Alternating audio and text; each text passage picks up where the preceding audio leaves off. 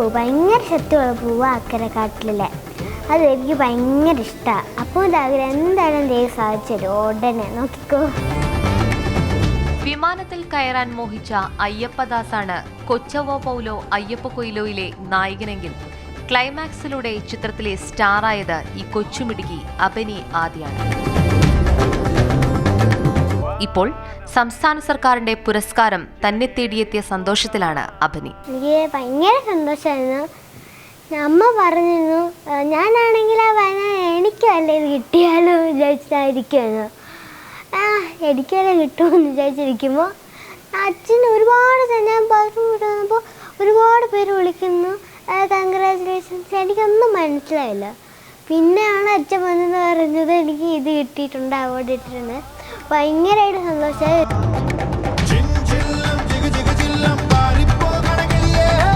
ചിത്രം വരച്ചും പാട്ടുപാടിയും പാറി നടന്ന് പിന്നീട് കുറിഞ്ഞിപ്പുഴയിലേക്ക് കാലുതെന്നി വീണുപോകുന്ന അമ്പിളിയാകാൻ അബനി കഷ്ടപ്പെട്ടത് ചില്ലറയല്ല.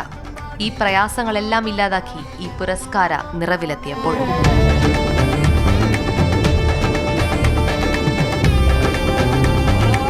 സിനിമയിലേക്ക് എങ്ങനെ എത്തിയെന്ന ചോദ്യത്തിന് കൃത്യമായ ഉത്തരമുണ്ട് അബനിക്ക്.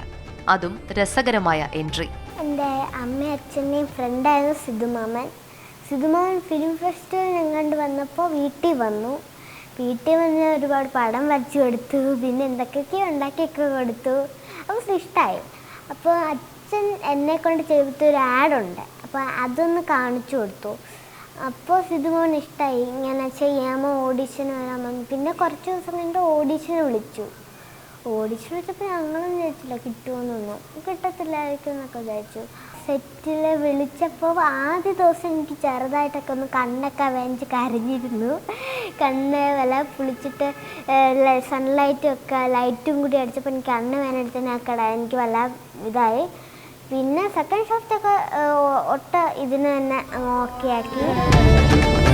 സിനിമയിലെ സാഹസികമായ സീനെന്ന് പ്രേക്ഷകർ പറഞ്ഞവ അബനിക്ക് വളരെ നിസ്സാരമായിരുന്നു. സീൻ എടുത്തപ്പോൾ ഇങ്ങനെ വഴുതി വരുന്നപ്പോൾ അത് ഇട്ടപ്പോൾ ഒരു ചേട്ടൻ പലകേൻ്റെ മേളിൽ കയറുന്നപ്പോൾ പലക മറിഞ്ഞ് എൻ്റെ പുറത്തൂടെ വീണു, വെള്ളത്തിനടിയിലായിപ്പോയി.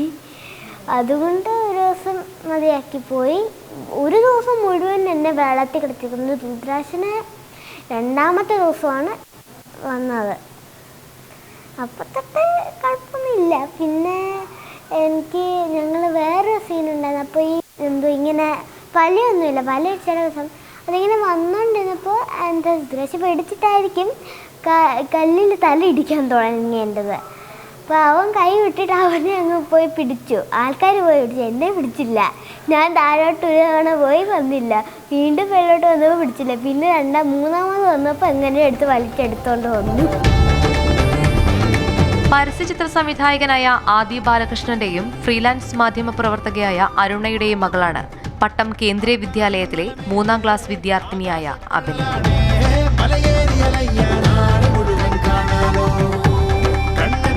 ഇനിയും മികച്ച കഥാപാത്രങ്ങൾ ഈ കൊച്ചു താരത്തെ തേടിയെത്തുമെന്ന് ഉറപ്പാണ്.